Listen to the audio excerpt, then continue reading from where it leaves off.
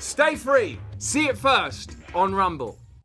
What I want to ask you about primarily is, given the nature of the charges that Trump faces, it's worth investigating whether they are particularly unique or particularly pronounced or specifically and obviously worse than the types of crimes that ordinarily take place within political campaigns and campaigning. Can you give us any sort of references or that perhaps contextualize Trump's charges? Well, it's a sad day for the American people on a lot of levels, Mr. Brand. But specifically, I'm from Illinois. It is the Super Bowl of corruption, and our governors are legendary for their corrupt practices. At a recent point, 4 out of our last 9 governors served time in the federal penitentiary. And so, we've got a unique perspective on this.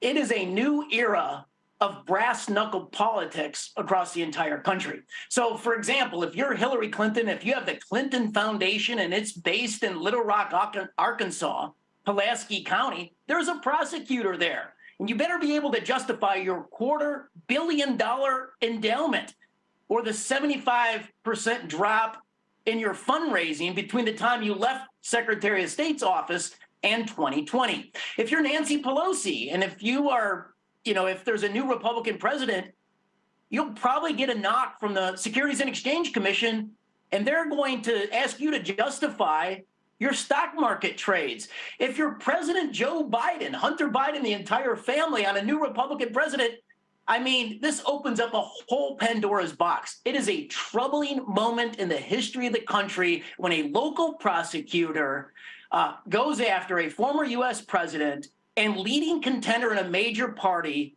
and decides to arrest and arraign him. I suppose so. So what you're saying is you have to have a legitimate and transparent authority to conduct an investigation like this. And it's clear, even from the examples that you have cited, that there is no moral authority. That how would Nancy Pelosi and Paul Pelosi stand up to rigorous investigation? How would the Hillary and Bill Clinton Foundation look under scrutiny in their relationship with some of their donors? And more broadly, there is so much systemic corruption. The relationship between politics and finance and the military-industrial complex, lobbying itself, the number of people in Congress that own stocks and shares in companies they regulate, it's so murky and so messy. And in fact, obviously, that's to some degree what led to the rise of Donald Trump, his anti-establishment rhetoric being what most people who love him find appealing about him. That if you are going to start to address these types of issues legitimately, not as part of a political witch hunt to get rid of a sort of a potential or an obvious potential opponent, then you're going to have to dismantle the machine itself. Well, jailing your political opponents is no solution. And look, Trump never had a chance here. Take a look at the case from 2011. A twice-running former presidential candidate, a former U.S. senator from North Carolina, a Democrat, John Edwards. Well, the Justice Department came in and indicted him on 6 counts for allegedly taking $1 million worth of campaign cash, actual campaign cash, to cover up his affair with a mistress. Okay, he beat those charges. 5 were eventually dismissed. The one that went to the jury that rendered a decision, he was not guilty. In this case, Trump is being prosecuted for not paying $130,000 for Stormy Daniels and disclosing it as a campaign expense, the exact opposite of John Edwards. So you can't have it both ways. This is a flimsy case, and quite frankly, it's a sad moment for the American experiment. You can't call America an experiment at this stage, Adam. There's clearly some results are already in. Now, I wanted to ask you a little more about earmarks, which I believe you're going to demonstrate to us is a great example of bipartisan corruption. At the moment, I don't even know what earmarks are. Will you please, as you have done ever since the moment I first clapped my hungry eyes upon you, educate us, Adam? Well, earmarks are the currency of corruption in Congress, Mr. Brand. So earmarks, they were dead for 10 years. There was a ban on them because they were so abused in the past.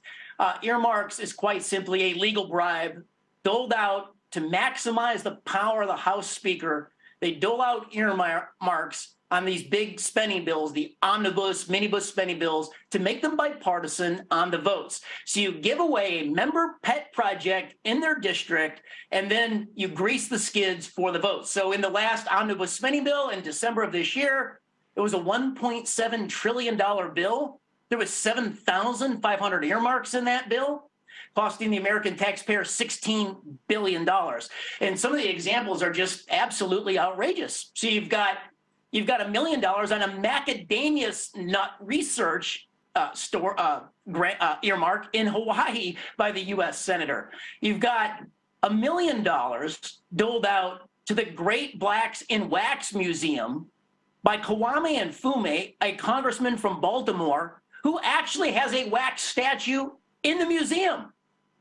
You've got $1 million doled out for a new stairway, not to heaven, but to the beach in Mondo Beach, California, so the surfers can hit the waves faster. You've got $1 million doled out for the Rock and Roll Hall of Fame in Cleveland, Ohio. You got $3 million doled out for the Hip Hop Museum in New York. You've got $3.5 million doled out by the Republican U.S. Senator Susan Collins in Maine for the Irish Heritage Museum. The examples are endless.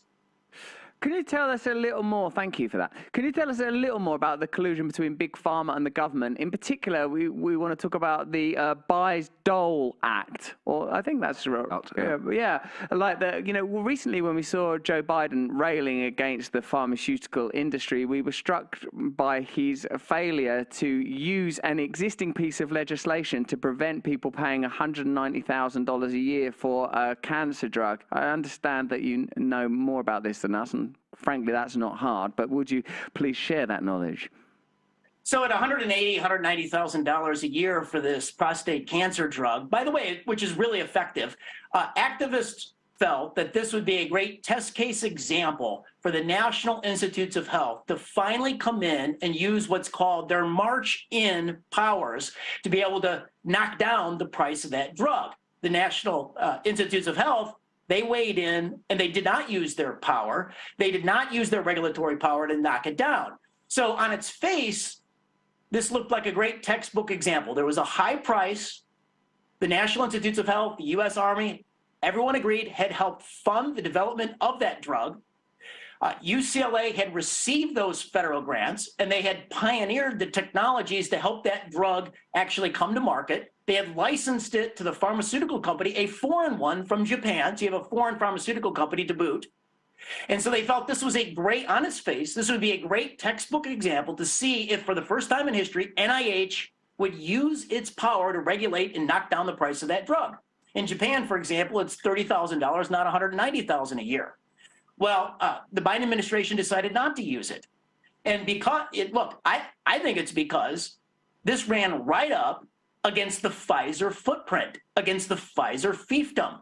So UCLA, which had licensed the technology to the pharmaceutical company, had collected a $500 million between 2012 and 2016 on royalties, but then they sold their future royalty stream out through 2027 for over $1 billion to Royal Pharmacy, who was then quickly acquired by Pfizer, even though the patent for the drug is held by the Japanese pharmaceutical company. The U.S. market is run by Pfizer. So now, Russell, you have Pfizer, when they make a sale since 2016 in the United States, not only do they reap the profit from their sale of the pill, but they also reap on the backside a piece of the royalty payment as well. They're double dipping every sale on that pill. So I don't think the Biden administration wanted to get in the way of Pfizer.